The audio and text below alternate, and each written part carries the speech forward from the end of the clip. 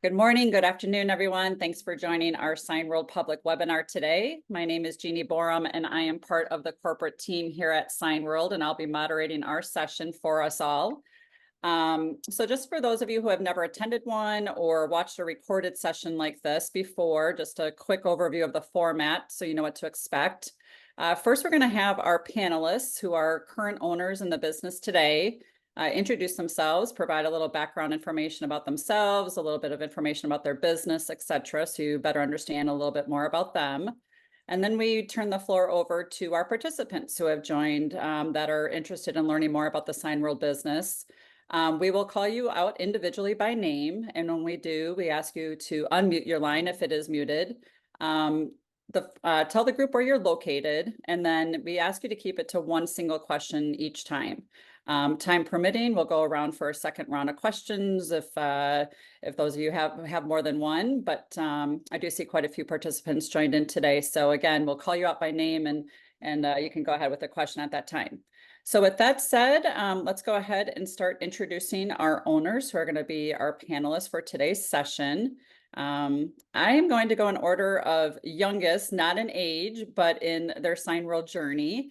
But it also probably happens to be their age too. But we'll go with Miles first. Miles, please give us a background about yourself. All right, thanks, Jeannie.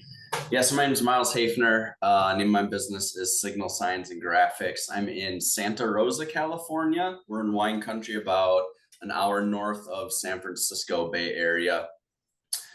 I have been in business about a year now, which is hard to believe. Our facility is about 2,700 square feet. I have one employee. 2024 sales projections. So my goal is about 315,000 in revenue. I think that's doable with where I'm at right now for my first year, which would be great. Biggest customers. So my largest customer it's called Redwood Empire Food Bank out here, and they've got a fleet of about 70 trucks, and we just started working with them about 5 months ago. I'd say they're a referral through personal network and just doing good work, and got an introduction. So they've been great to work with, and they give us a pretty steady base of work. Background career. So I was in tech for 10 plus years. I did account management, sales, things like that for various technology companies in all sorts of different industries, healthcare, e-commerce, and all sorts of things like that. So that's a little bit about me. Awesome. Thanks so much for joining, and congrats on landing a great fleet repeat customers. Yeah. A really good one for you. Thanks. Awesome. All right, let's go to our next owner. Pat, can you go ahead and give an introduction to yourself? Hey, yeah, good morning / afternoon, everybody. My name is Pat O'Neill. My company is called the Carolina Signsmith, and we are in Greensboro, North Carolina. So if you don't know, that's about halfway between Raleigh and Charlotte, about 30 miles south of the Virginia border, so the central part of the state. Technically started the business in October of 2020, opened our doors February 21, so coming up on 4 years. Our building facility is about 3,600 square feet. A third of it is warehouse. Sorry, a third of it's air conditioned office space, and 2/3 of it is warehouse. We're at 8 employees now. My plan this year was 1.25 million. And end of June, it's right about 730,000 at the close of Q2. So ahead of the plan for this year, but hopefully sticking with that 1.25 as a plan. Let's see, customer. I've got a customer called Deando, which they rent out these collaborative little pods for trade shows and conventions and so forth, all over the country. And then they contract with us to do all of the graphics work. We generally do about 2 conventions a month someplace. And so all aggregate together total, they're probably our biggest customer. And background, I spent 25 years in manufacturing. I'm a chemist by education. My manufacturing was all executive level, running manufacturing plants all over the world. So project management, customer service, manufacturing type background fits pretty well with this. So.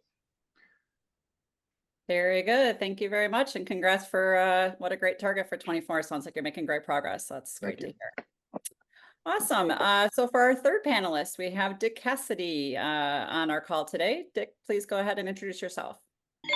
Hi, I'm Dick Cassidy, and I'm actually technically a former owner, as I sold my business in March of last year. But I work with Signworld still. I teach a sales and marketing class 1 day a week on Mondays, and then I help out with the business development group, talking to prospective owners like yourselves. But my company, Image 212, we opened the doors February 1st, 2020. When I sold the company, we were at 2.1 million, doing business in about 45 states. And I think largest customer at the time was probably Amazon. We helped outfit a bunch of their warehouses with some directional signage. I'm based in Dallas, Texas, and it's warm down here for sure. And what else? Your background before you joined Signworld. Oh, right. Sorry. My background before Signworld, I had a 30-year career in medical devices and retired from that in 2018. So that's about it. Very good. Thank you, Dick. And to round out our panelists for today, Jack, please give an introduction. Hi, I'm Jack Werner. I joined Signworld in 1995 as a Signworld operation. Started in 1,100 square feet with one employee. 10 years later, I had a staff of 11 doing about 1.3 million in sales. My largest customer was a regional franchisor for a franchisee of Subway with 200 locations. They did about $250,000 per year of signage, ongoing customer. You would think once Subway has their signs, they're done, but Subway used to be yellow and brown, then yellow and black, then yellow and green, then they changed the font, they changed the outline. Every single one of 45,000 Subway locations changes every single sign every 4 to 5 years. I sold my operation in 2005, joined Ken Kin, our founder and former president, and kind of a partnership arrangement, learning his end of the business, finished buying him out in 2014 and became the president of Signworld. My former background was running a wholesale food distribution company. So nobody joining Signworld in 36 years had sign experience. We're really looking for your business acumen, your multitasking, your delegation. Those are the talents that we're looking for to make you be successful. So when I answer questions today, if it goes to my experience running an operation, I'll speak from that perspective. If it goes more to training and policy, I'll speak from that. If it goes more to what does the whole population of Signworld tend to do for that type of question, I'll answer that way. Along the way, we've got a couple of slideshows that will enter in to, that will go on in the background. There's an audio to them, we'll continue conversations with it. The first slideshow shows some of the locations inside and out, so you can see what they look like. All similar, yet all different, each unique. Second slideshow goes to what is a sign, not only what can be made with the original equipment, what can be made by outsourcing, as well as a number of things that you wouldn't even consider as a sign that becomes part of our portfolio. The third slideshow goes to some of our wall of fame, showing you some of the unique and larger projects that Signworld Owners have done. Jeannie? Very good. Thank you, Jack. All right, now the fun begins. We're going to turn the floor over to our participants. Again, I'll call you out by name and ask you to introduce yourself, where you're from, and then go ahead with the question. So I'm going to go in order of when you all joined our call today. David, you were the first to join in, so please take yourself off mute, tell the group where you're from, and go ahead with the question. David Dykey, I'm from San Antonio, Texas. And I'm just kind of inquiring right now. Yep, that's what this is all about, what it's for. So if you had one question to ask current owners of a Signworld business, what would that question be, David?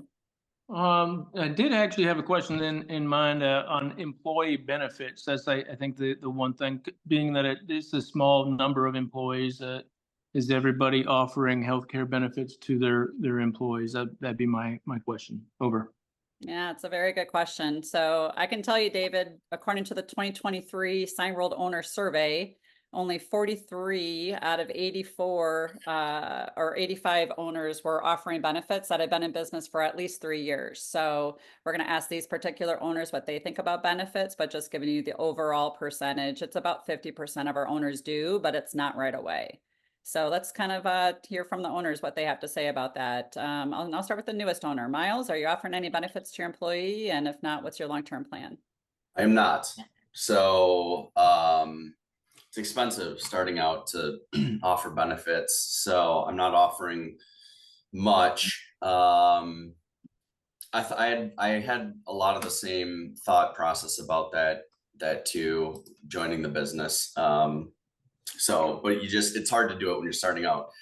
So what have I done to kind of like supplant that, right? So my production manager who started with me last October, we have daily meetings, and I got to know him pretty well now. And I think what you can do, right, instead of offering benefits, is really create a good culture, a place where people want to come to work every day. And I've had my production manager tell me repeatedly, like, he's never worked for anybody like me, right? And he really enjoys that. I ask him a lot of questions, right? Which you have to, because you don't know anything about science starting out. So I ask him a lot of questions. I ask for his feedback, I ask his advice, and he's just never had that opportunity in a place before, right? And then I'm a young dad, he's a young dad, so I'm pretty flexible if he needs to go and do stuff.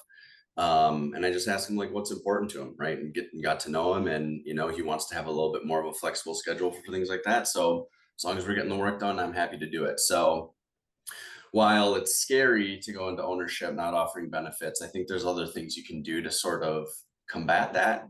And then you can find people that, you know, will fit into that mold, right? Like he has insurance through his wife, so it works out. So I think, you know, while it could be scary to jump into something like this, knowing that that might be a hindrance for some people, you can do other things to sort of help supplant that as a newer owner. Great. Thank you, Miles. How about you, Pat? We, after about a year, I think we started offering medical, dental, vision insurance. And how much is that costing you a month, Pat? Do you have any idea on the expenses there? A lot. It's not a fair question for me because I have special family circumstances relative to a special needs child. So my insurance for my family is excruciatingly expensive. And so then for other reasons, we wrapped it all together into an employee plan. But we also offer, once you get to a certain number of employees, X percentage of those employees outside of family members must be on the plan for it to be a valid plan. So you have to then, as you start adding folks, increasing the amount of contribution that you make. And we contribute 75% of the total premium of 4 different plans that we offer. One of them is just an HSA kind of a plan. And then all the way up to a premium sort of platinum package. I mean, that platinum package for my family costs like $3,000 a month. But then, you know, the other employees choose which package they want. So it's probably 5,000 total, I think. There's 2 guys in the crew that chose an insurance package. So yeah, it's probably somewhere in that 5,000 to 6,000 for the whole thing. But again, that's not a fair comparison because of my personal situation.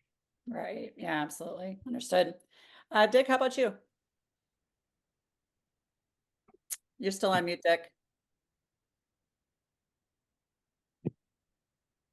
Sorry about that. So our first 2 years in business, we did not offer any type of benefits at all. And then the beginning of year 3, we did go to healthcare, which included, you know, medical, dental, vision, and also a life insurance component. That was at the time we had 7 employees. So and then at that point, it was also something that, you know, I also started to need health insurance because I had it, you know, I had other means of getting health insurance previously, but then I think some situations and dynamics changed. So I needed health insurance, which was kind of a big motivator for getting it. And then I think the way I supplemented is I basically paid the minimum amount necessary for all my employees so that they could get access to the healthcare. And then a large majority of what I spent on a monthly basis was really for my own health insurance. So I think all in, it was about just under 20 grand for the year was my total cost. And that included your own insurance. That included, and the large majority of that, honestly, was my own. Okay, just to be clear, that was probably the large majority of that 20,000 was probably mine. But it was a full Blue Cross Blue Shield, I think and they had obviously a lot of options to pick from. And I just went through a broker. It was pretty easy. They do that they do that whole thing. They educate you on it. They educate the employees. They do webinars. It was actually super easy to, once I started looking into it, to get it all executed and implemented, and all the employees signed up. And so it worked out pretty well. Very good. Thank you, Dick. Jack? I think I started offering benefits end of the second year. Realize that most sign companies in the United States are independently owned mom and pop operations, and they do not offer benefits. So there's a whole workforce out there that is not used to having insurance. It's not like coming out of a corporate America where the job comes with that. So they're more concerned with their paycheck than they are, do I have health insurance or not? It's a added new one. So what most Signworld owners do temporarily will, by joining the Chamber of Commerce or the Rotary Club, et cetera, in their local market, be able to get a group plan for themselves temporarily until they're able to build a group plan for the company a year or two down the road.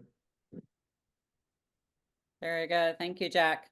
And I'll just add to the survey results, the average employee benefit cost is about $200 per month per employee when owners are starting to offer benefits. And again, this is above and beyond the vacation and sick pay. So just adding some additional context there. All right, let's go to our next participant for a question. Chris Peters, if you can take yourself off of mute, tell the group where you're from and go ahead with the question.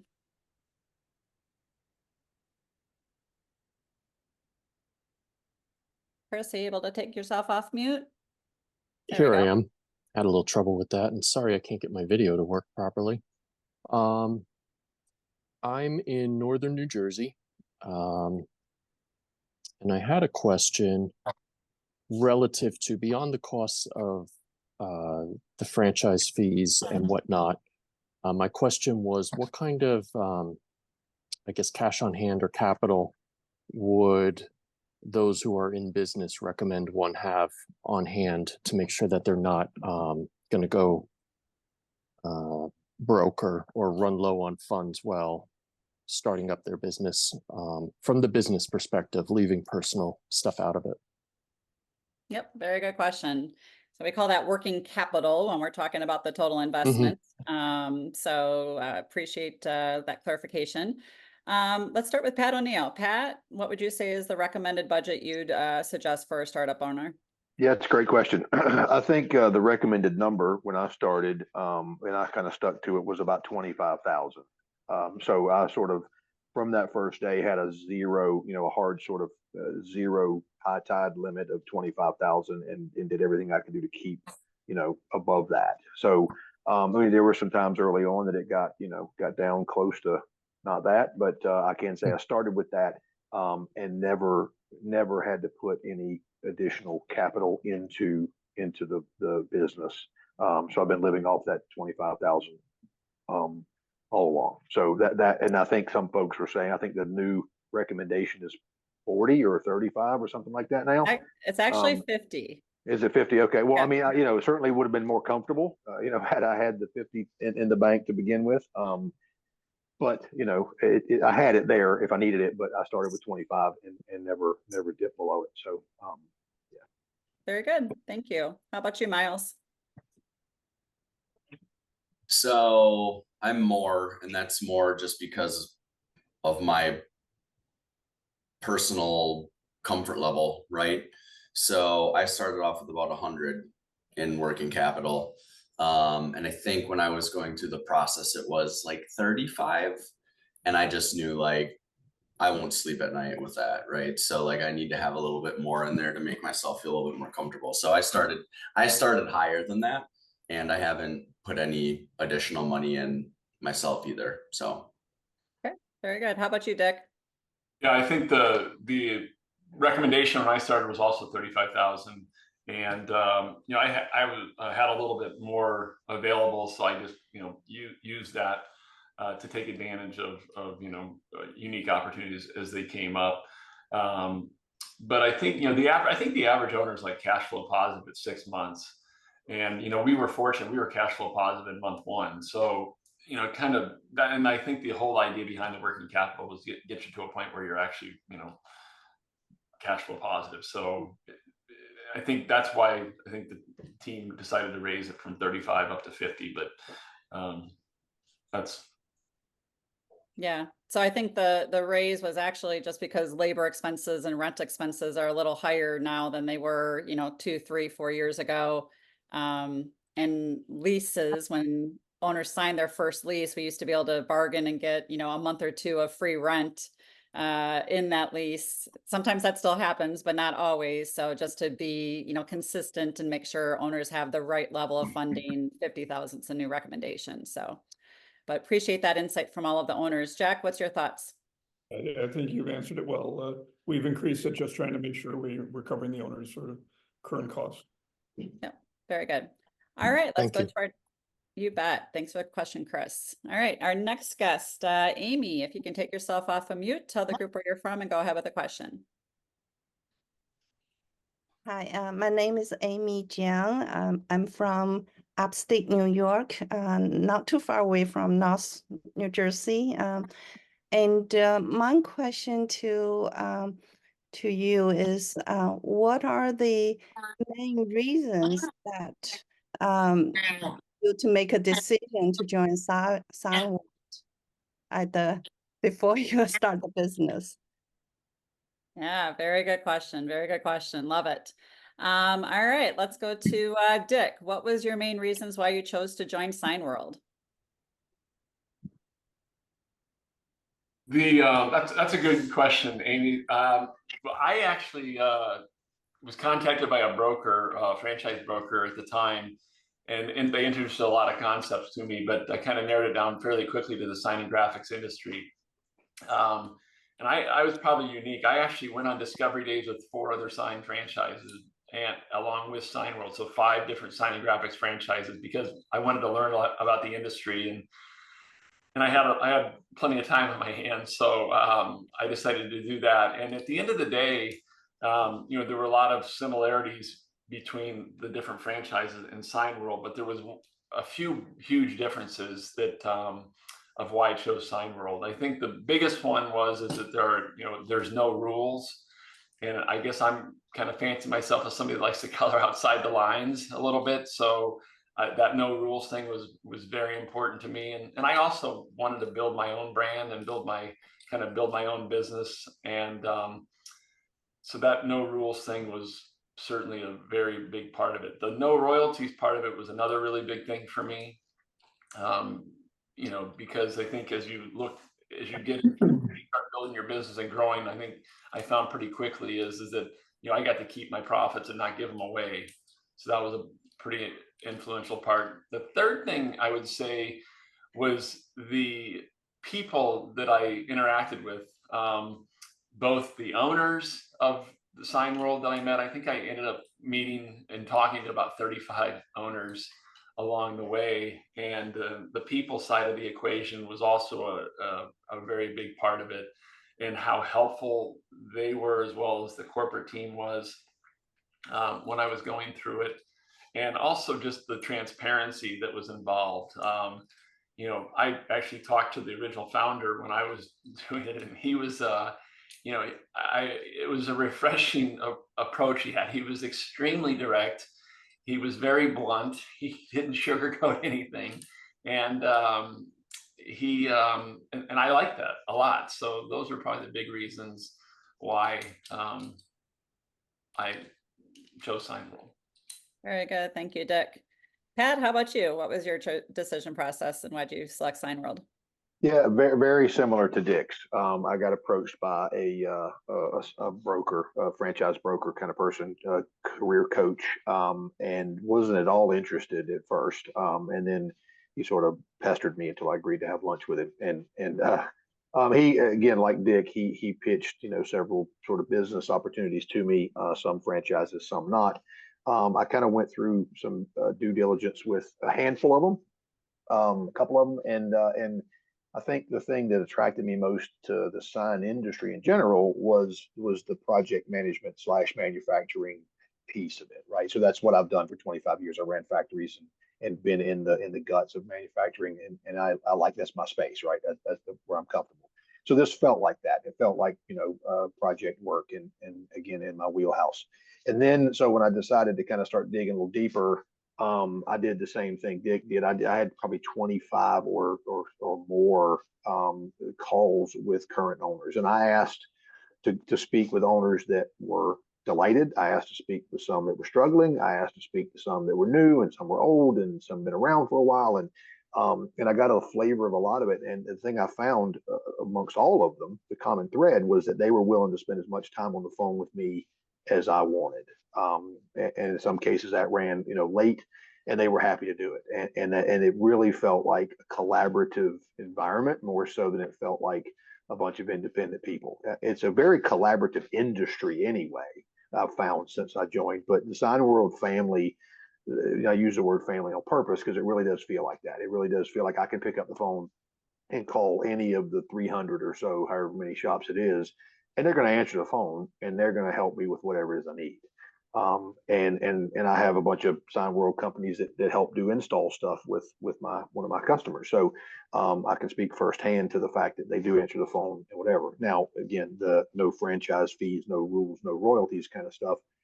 I mean, that certainly is a big plus because you can't afford to do this by yourself, because if no other reason, purchasing power with suppliers and raw materials and things like that, we carry a lot of weight because there's a lot of us. So but then again, the no royalties thing is a big deal. So yeah, it's a great group. We have big time at convention every year, so that's fun too. But yeah, it really is a collaborative team of people, and I'm glad I made the decision I did. Very good. Thank you, Pat. How about you, Miles? Yeah, I'll let go what Pat and Dick just mentioned. A lot of the same things. A couple of other pieces that were interesting to me. Jack was the first person I talked to, and right off the bat, the opportunity seemed a lot larger than I had envisioned for a business like this. And you all heard Dick mentioned you worked in 45 different states, right? One thing that turned me off about other businesses that I was analyzing was like, you were stuck in your region, right? With something like this, you can do whatever you want, right? You can try and make it as big as you want, which was really appealing to me, and honestly what I want to do. And then, yeah, absolutely the community. I did the same thing Pat did. I talked to a lot of owners, a bunch of owners even right nearby me, and they're very accommodating. Another one very close to me, I went out and did some installations with him and learned a lot about just him as a person and his background. So the community is fantastic, and a lot of those relationships that you'll develop, you'll foster and grow as an owner, and you'll leverage those, and they'll be able to teach you and help you learn a lot of stuff as you ramp up and do this. Very good. Thank you, Miles. Jack? I made a list of 35 things that are important for me. I wanted to be close to home with a small core of career employees. I wanted repeatable customers in the B2B space. I wanted every day to be different. I wanted to see the tangible results of what we did. On and on. There were so many things, and everything else that my coach was showing me failed for multiple reasons, yet Signworld hit all the triggers. I don't think anybody joins because of the passion makes signs. It's the fact of what it gives you for a business, for a life, in an industry that has longevity. Just a lot of positives. I'm going to go ahead and start those slideshows now, Jeannie, but go ahead. Actually, Jack, Sheree was going to share them because she's got the new version of them. So I'll let her start. I'll go ahead and start those now. Great. And again, those are just going to continue in the background to give you some visual ideas more about the physical environments as well as the types of projects our owners are doing. But we'll continue with questions here for the rest of the time still. I want to thank everyone for the answers. It's very informative. Absolutely, Amy, very much for the question.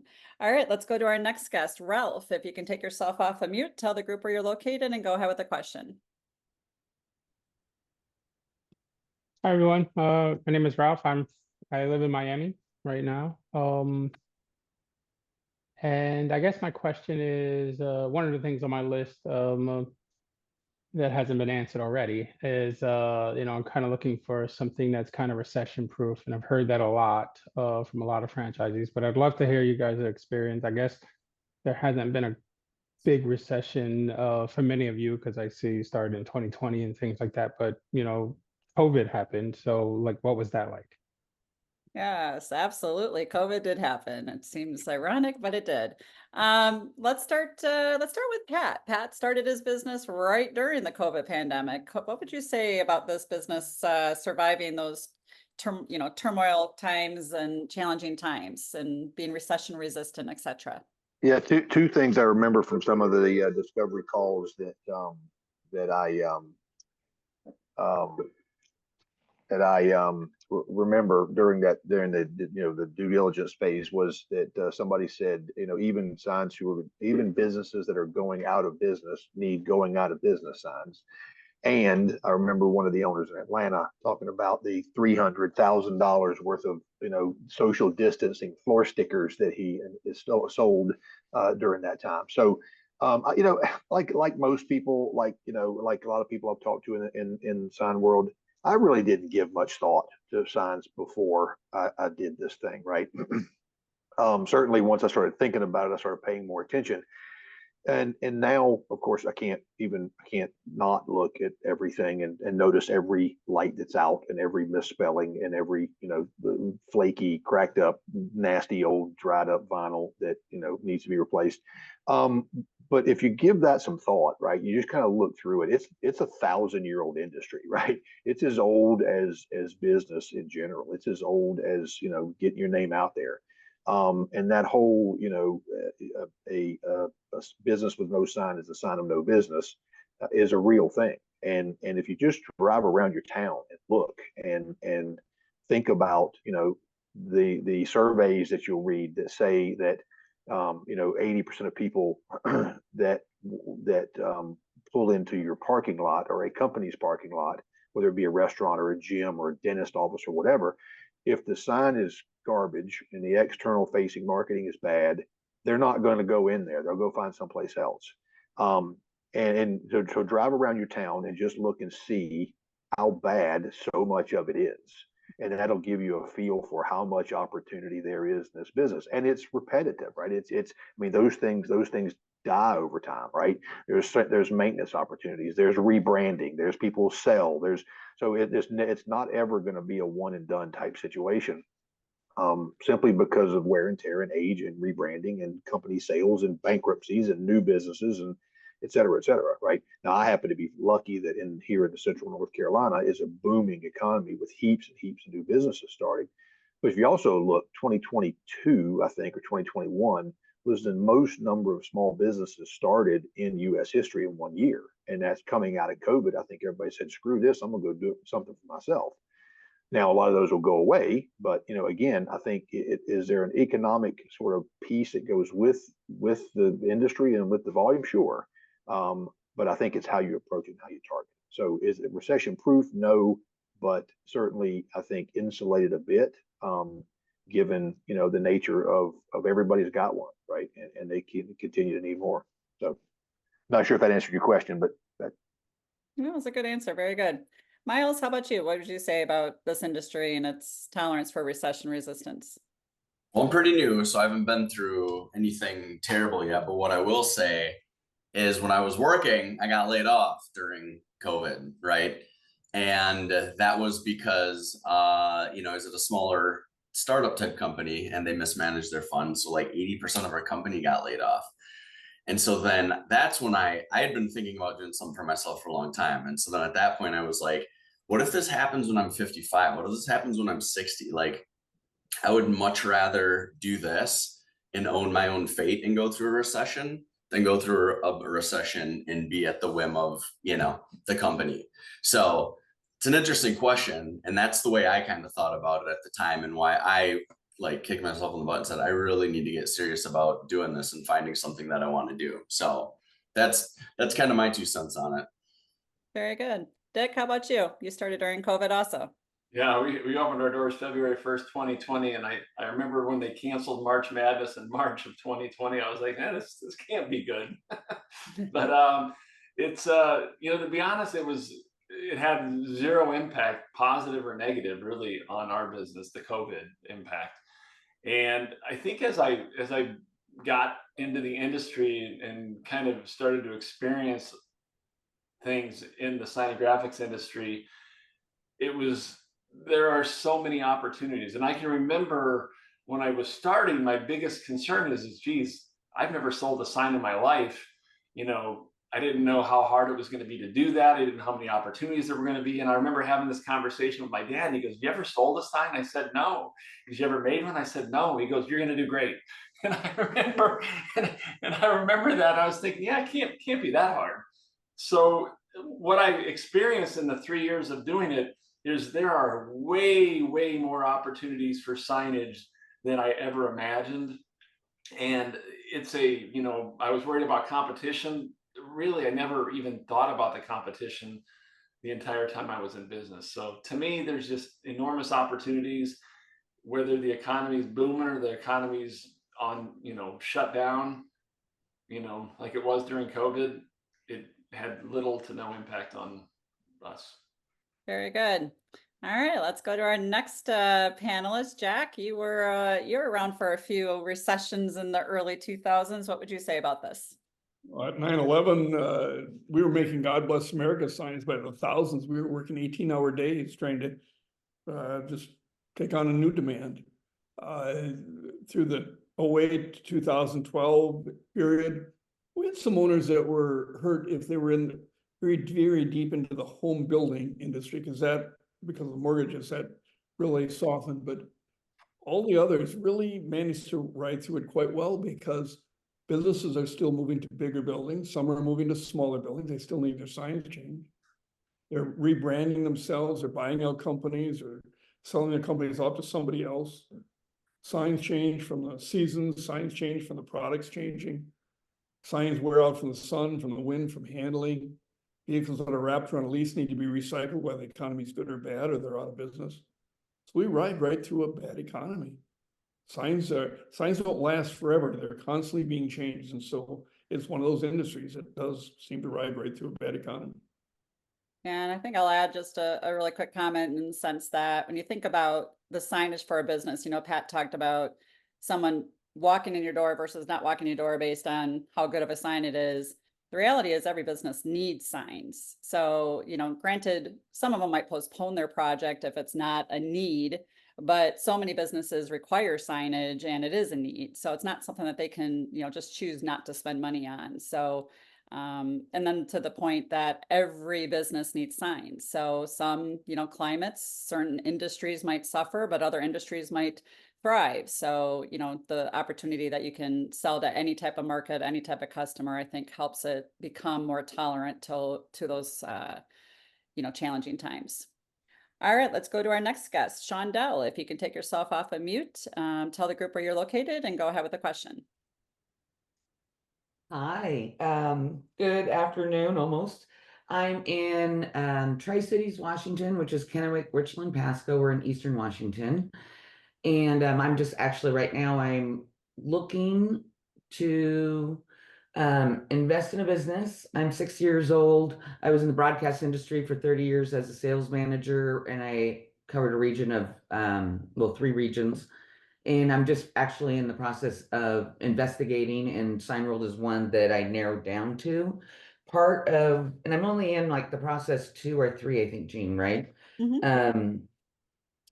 Culture is one of the things that impressed me so far. I haven't actually talked to other owners at this point yet. I'm just doing a lot of the research. And I know that this market is growing, and I see the opportunity is huge. Well, that's great. Do you have a question that you'd like to ask the owners on the call today? Any question about their business? Gosh, that's so hard, because of course I have some fear being a single mom looking at jumping into something like this. But I also have a lot of confidence in, if I get all my right ducks in a row, I see the potential, I guess. Oh God, what would be my question? I guess the equipment and technology, because I've never worked in that part before. That's my big thing that I'm going to research next. So if you've never worked with the equipment, who felt like that could have been a hurdle, and how easy was it to overcome the hurdle? Actually, a great question. Let's start with Miles. Miles, did you ever work a printer, plotter, or laminator in your life? And what was your thoughts about it? No, No, I didn't. And so when I did my discovery day and went to 3 businesses, one of the things I was like is when I go in here, I want this, is this going to feel like something I could do every day, right? Like the vibe and seeing everything. And I was like, yeah, I could definitely do that. So yeah, I mean, there's a learning curve with everything, and you know, the stuff that makes the signs, learning how to price signs, all that stuff. It's all new, right? Gets back to the Signworld community and getting, you know, the learning from everybody on this call, and then the people that you'll be going through that are starting out with you. So I think it's part of it, right? There's going to be a little bit of the fear, and there's going to be a little bit of the learning curve. Being in it for about a year now, I can tell you that you learn very quickly. And, you know, I mean, if I could go talk to myself a year ago, it's go faster. Don't worry about being afraid about anything, and jump in and try and just do any project you can, right? I mean, that's how you do it, and that's how you learn the best. So, you know, I think that's part of it, but you know, you'll figure it out, and everybody does. Yeah, one of my favorite stories about you, Miles, is I remember when you came to your technical week training, which for our guests on the call was a month after Miles joined Signworld. He attended technical week training, and during there we have a dinner event, and he's got to talk a little bit about, you know, being a brand new owner, what he named his business, and how it's going so far. And Miles, I remember you talking about 3 or 4 different projects that you were putting together quotes on, and how quickly it was coming. And you were talking like you've been in the business for like 6 months, and you even surprised yourself, I think, when you were sharing that with the group that day. Do you remember that? Oh yeah, dimensional letter. Like, what's a dimensional letter? I knew after about 2 weeks of starting. So yeah, you learn quickly. Yeah, that's great. All right, Pat, how about you? You worked in a manufacturing environment, but this was a little different. What did you think about the equipment? Did it intimidate you? And what's your thoughts about the question Shondell had? Yeah, so I mean, I'm a hands-on guy, right? You'll find some owners are less hands-on, and some are more. I mean, the mantra is, you know, own the business, not in the business. My brain isn't really wired that way. So, I mean, you know, I sort of set myself out to learn as much as I possibly could about every single thing that goes on in the room. I can run every piece of equipment in the building now. Certainly couldn't day one, but that's why it's absolutely mission critical to find an experienced sign maker person from day one. I opened the doors February 1st, 2021 with a 25-year experienced sign maker that I had just hired, and he had experience in all the aspects of it. I will tell you, 4 years later, the thing I still can't do and will never be able to do is the graphic art piece of it. Right? You can learn how to run the printer, you can learn how to run the rip, you can learn how to run the plotter, you can learn how to weed and mask and install and stick vinyl, et cetera, et cetera. But if you can't draw, you can't use digital graphic art software, you're stuffed, right? You have no chance. So you got to find somebody who is a sign industry graphic artist, or a, you know, marketing graphic artist, not a draw pretty pictures graphic artist, and preferably somebody with experience in the industry. I mean, when we opened up the doors the first day, the HP guy came by to you know, christen our printer, and Chris knew exactly how to run it and the plotter and everything else. So I was blessed that I found somebody that was that good and that experience, and do whatever you got to do to find that right person and partner with them, because they can make or break your start. Very good. Thank you, Pat. Dick, how about you? And expand on the designer aspect and how you ran your business with that, because I know you did something a little different than other owners might do. Yeah, so I think the technology, one good thing is Signworld provides recommendations on the technology as a part of the initial equipment package. And, you know, the technology that they're recommending is stuff that's been tested and trusted, and it comes from a very reputable manufacturer. So I think the reliability and the functionality and all of those things is kind of, you know, something that is all the guesswork on that side of it is taken out of it. So there's, you know, coming into it, you know, there's a high confidence that you're going to have stuff that works and that's reliable. And then, you know, it is kind of a technology industry. And I've always loved technology because it can make your life so much easier. So we actually ended up early on getting some additional technology into our business, which allowed us to do some different jobs, and we ended up starting to wholesale some stuff to other sign companies, kind of right away. And that was one thing that we did. So there's plenty of technology out there, but I think out of all the pieces of equipment that we had in our business, I could maybe operate one of them if I had to. But I hired people that knew how to operate it, and I hired people that knew how to use it, and they've been doing it for a long time. One other thing to mention, Jeannie had mentioned on the design side, again, I have no design experience, and my initial hire did have some basic design experience, and he had some basic production experience, and he had some basic installation experience, but he was good at a lot of things, not great at anything. So one of the things that we did is we outsourced a lot of our design to one of our preferred partners, and called the Sign Pack, and they are experts at doing sign design. They've been, the people that are doing those designs and doing that graphic work, they've been doing it for, decades, and they produced literally best in class designs that we, with our logo and our template. So, while we could futz our way through it, when I used our preferred partner, we had stuff that looked like we'd been in business for 20 years, and it was, state-of-the-art designs. So anything that you can't do in-house, we probably have a preferred partner that you can lean on that will allow you to produce the outcome and the output that you're looking to do if you can't end up doing it in-house. So hopefully that sheds a little light on it. Very good. Thank you, Dick. Jack, your thoughts? We're going to put you through technical training, teach you how the equipment operates, so you understand it, but more so that you can speak fluently to customers and employees about expectations. We don't want you making signs. We don't want you designing signs. If that's a talent that you can hire that has the experience at it, and they're in the $25 an hour range, you can't afford to spend your day doing that. You need to work on the business, not work in the business.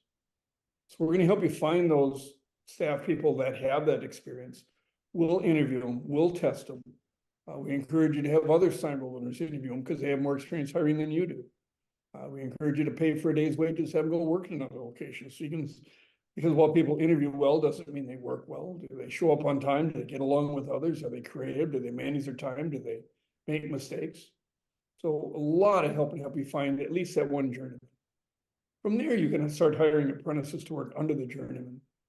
You may find that your journeyman that you start with wasn't a long-term fit, but at least got you going. And when you hire your replacement journeyman, you're probably more savvy on who you want to have in that role. But there's a workforce out there. We'll help you find it. That's not what you're there to. You're there to be the conduit with the customers, to schedule the interactions with the customers, to not sell, because it's consultative sales. It's customer already needs a sign, and it's your project management skill set that makes them believe in you and taking care of it. We then to assign the projects to the staff, you just do the scheduling and making sure the projects that you've committed to are done. That's your role in the business. Yep, very good. Well said, Jack. Thank you. All right, let's go to our last participant. Sam, if you can take yourself off of mute, tell the group where you're located, and go ahead with the question for the owners today.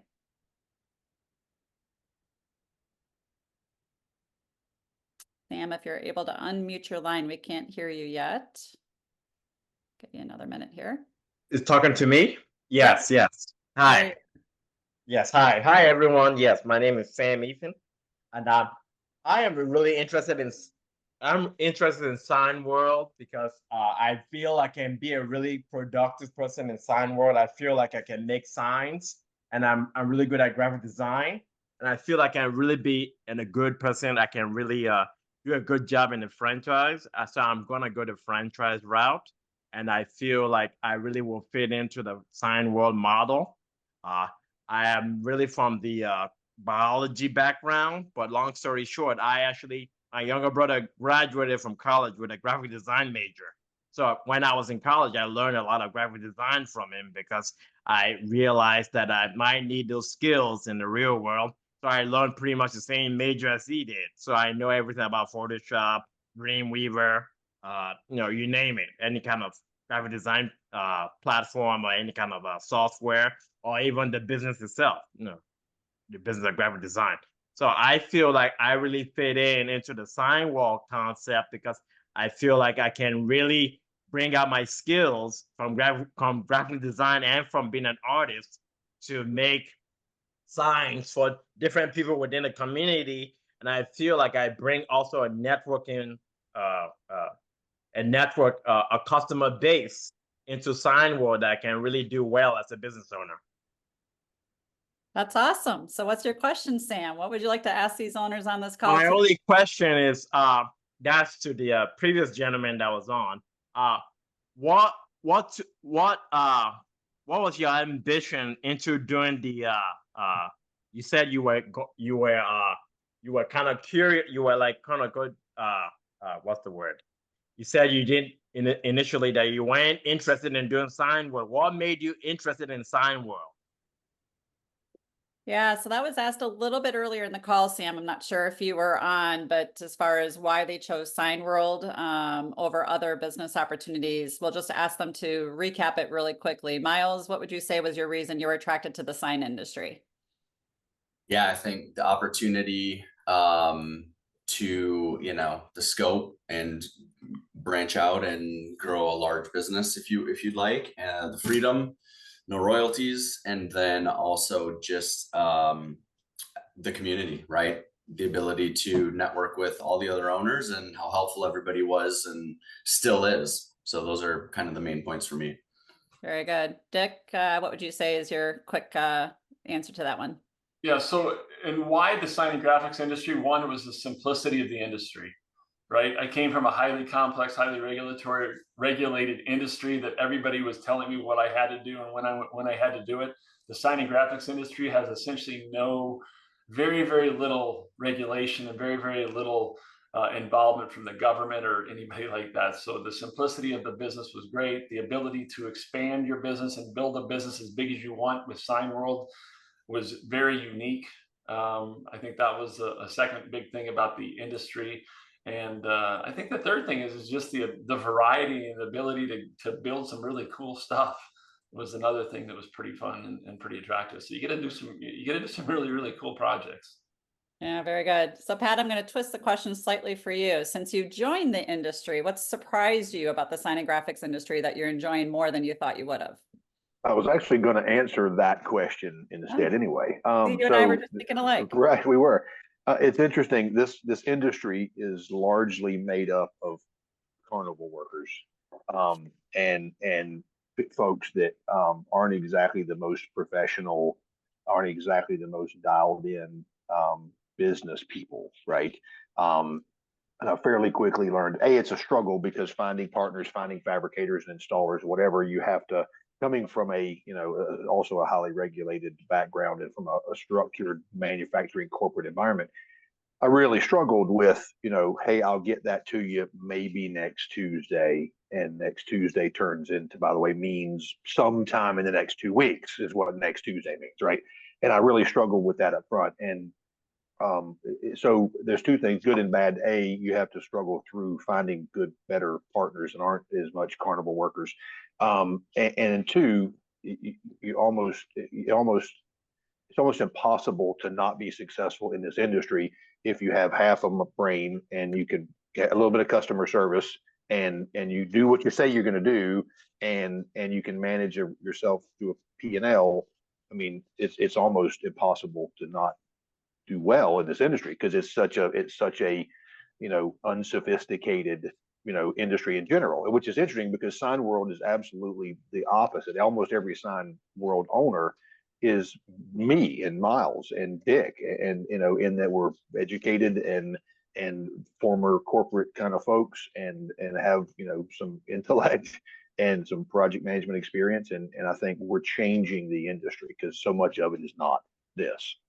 So that's the thing that surprised me most was that. So Pat, were you ever a carnival worker in your teenage years? I thought about it. Yeah, I have too many teeth is the problem. So Oh, you're so refreshing. I remember seeing you at the carnival, Pat. Jack, any comments on that one? Not on the carnival workers, but on the original question. To the way you were asking Pat, I'm still fascinated with how many different businesses and companies need our product. I'm fascinated with how many different applications we can do and things that we call a sign that we never dreamed of. Putting graphics in places we never imagined. There's more signs world than there's people, and there's gonna be more tomorrow than yet today. That's what keeps it fresh. It keeps it fresh that Signworld Owners has been around for 25 years. We're still posting questions on our owners on the blog site of how do I do this? Because I've never done it before. There's questions asked there every day that I don't have the answer to, and I don't need to have it because I know through the community we have the answers. Yeah, very good, very good. All right, we got time for maybe one or two more questions depending on the length of them. So everyone's had a chance to ask one. I'll ask you to come off of mute and or raise your hand, and I'll call on you to go ahead with a second question if anybody has one. We'll give a pause here for a second. Go ahead, Amy. Hi, I have a second question regarding as a business owner, what kind of treat do we need in order to be successful in this business? Okay, so what kind of traits do you think are most important as an owner to be successful in the business? Let's start with you, Miles. I would say just drive, right? Like getting through and just going for it. That's huge, right? And then, yeah, what Pat said, just you wouldn't be just being friendly and answering the phone and, oh, I got to follow up with this person. Like you're gonna crush people because there's so many companies out there that call me and say I haven't heard from them in 2 months. 2 months. So if you can just do, you know, hey, I can do this and go get it. And if you just treat people well and have a basic level of customer service, you're set. All right. How about you, Dick? What would you say are the key attributes to successful owners? Yeah, I would say I would separate the difference between good and great. So to be good in the sign industry, number one, answer the phone. Number two, give good customer service. Number three, follow up with your customers. And number four, produce a good quality product. You do those four things, you're going to have a very good sign business. You add the component in there, you work your butt off and you hustle and you have a great sign company. Okay, very good. Pat? Yeah, echoing those things. Answer the phone, respond to email. I don't leave my office any day when I haven't made it through every email that's come in during the course of that day. And if I do, it's for extenuating circumstances, and then the first thing I do the next morning. And again, we don't have voicemail in my office. We don't have the for sales press 1, for this press 2. We don't have that. The phone rings. All 7 of us in the office here, we sort of have a cadence as to who picks up first. If it rings twice, then this person does it 3 times. If it gets to 5 times, it forwards to my mobile. So I get the calls no matter what, right? So answer the phone. Dick's absolutely right. Half the sign shops out there, call them, right? They won't answer. They won't answer the phone. They won't respond. 2, have some business acumen. Understand your cost. Understand your what gross margin means, right? Keep an eye on gross margin because that's critically important, right? Understand cash flow. Keep an eye on it. So you don't have to be a finance expert, but understand cash flow and gross margin.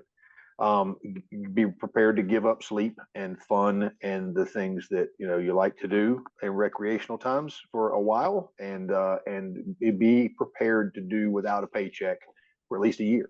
I went into this knowing I wasn't going to get paid for probably a year and a half, maybe even 2, and I was prepared for that.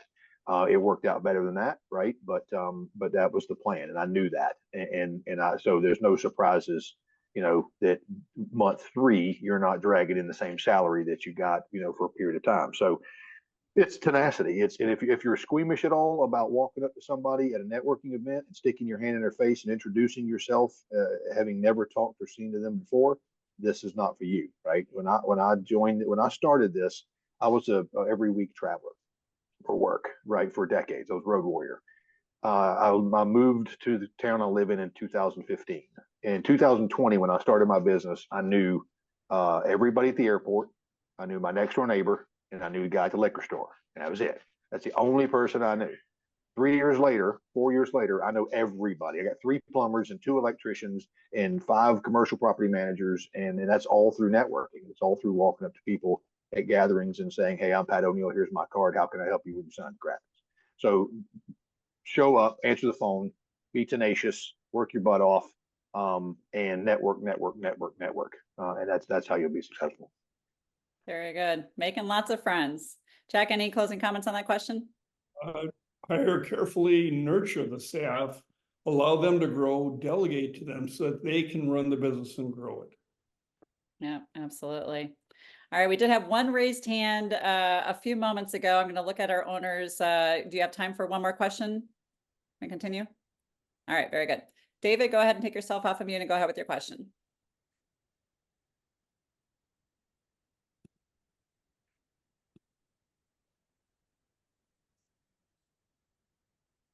Oh, no. David, can you unmute your line? I'm not sure. I'm sorry, I was having problems with the unmute button. That's okay. Real quick, I was looking at the slideshow and I noticed there was quite a few big projects like building wraps and bus wraps and whatnot. Is the Signworld responsible for the application of that? Over. Okay.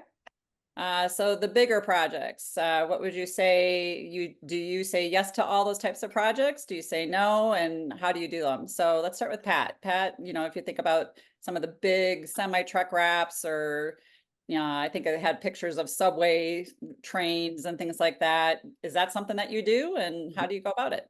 The answer is yes. Now, what's the question? Is how I started this business. It's how I grew it as fast as I did. And my sign maker worked. He was the operations manager at the largest Signorama franchise in the world about 15 years ago. And he said, from like about a month into this, dude, what are we doing? We've done more crazy projects since we started here than I've done my whole career. Right. And it's because I'm just not going to say no. Right. I mean, I don't care what it is. I'm going to figure it out. Right. And I put a $50,000 scaffold on the roof of the local minor league baseball park 2 weeks ago and did, a $90,000 project to rewrap a thing up on the roof. Right. And so, yeah, go ahead and get started trying to figure out who you call to get a scaffold on the roof of a building, by the way, up and down and wrapped in a week. So yeah, you can't be squeamish at this thing. You got to be willing to jump in there. There are people that say, "Oh, well, I'm not doing banners and I'm not doing door graphics and I'm not doing wraps and whatever." The only thing we don't do is personal vehicle color change graphics on cars, and there's a handful of reasons for that. But yeah, you gotta figure it out, right? There is no one single path for this business and one single piece, a niche of the industry that you're going to be able to pigeonhole yourself into. It's just going to depend what's out there. And if you don't go after part of it, then shame on you. And Pat, would you say that when you don't have the in-house capabilities, when you leverage partners and resources, correct? Absolutely. I mean, we do more outsource stuff with local partners, by the way, than in-house stuff, right? From a dollars perspective. And I've got, a handful of people that we keep busy running around town, whether it's planting 4x4 post and panel signs for some commercial property manager, or wrapping vehicles, or installing lighted channel letter signs or whatever, right? So you got to leverage the people in your network. Yep, very good. So for all of our participants, you likely received a list of video tours as part of your follow-up materials in one of your initial calls. And one of those videos is a video of Dick Cassidy's Image 212. And I believe that video, that commercial, shows you guys installing letters on a high-rise building on the exterior of it. So kind of talk about that. I think that kind of outlines, big projects and how you go about it. Yeah, when I subscribe to the same, Pat and I must have the same high school teacher, because my philosophy is exactly the same. The answer is yes. What's the question?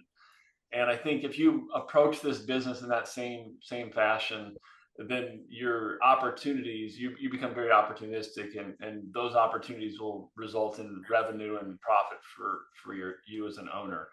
So if we didn't know how to do it, we would figure out somebody that did know how to do it.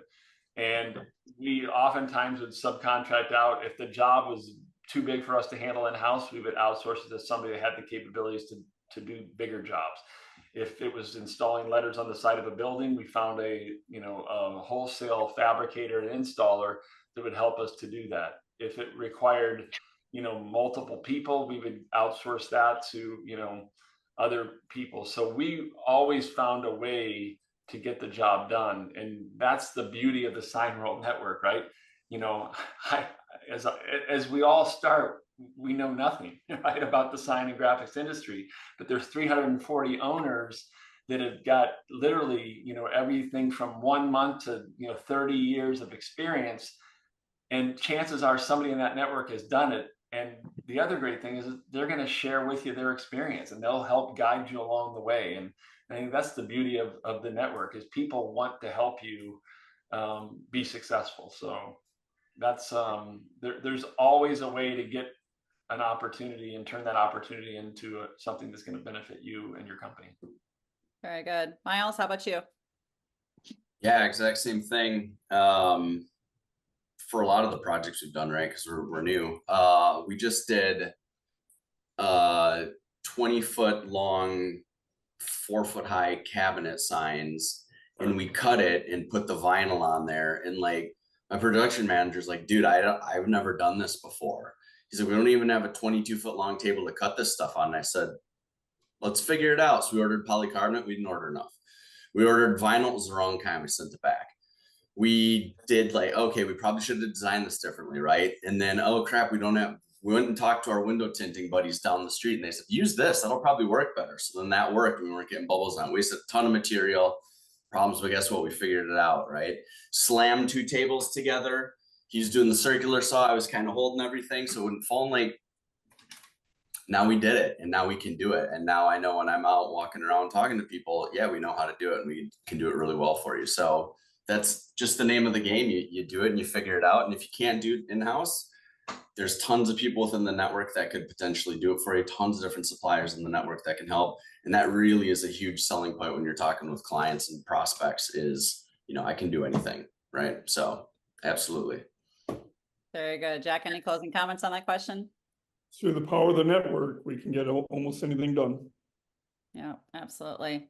All right. Well, we are definitely over time today. So let's go ahead and wrap up our session. First and foremost, Pat, Dick, and Miles, thank you so much for taking time out of your busy day and your schedules to share your thoughts and your perspectives on your journey so far. We really appreciate you guys. And to our participants, we appreciate your interest in learning more about Signworld. We look forward to the additional conversations we'll have with you in the coming weeks and months ahead to determine if this is the right next chapter in your journeys in life. So with that said, appreciate everybody joining into our call today and wish you a great rest of your Wednesday. Thanks all. Have a good one. Thanks, everybody.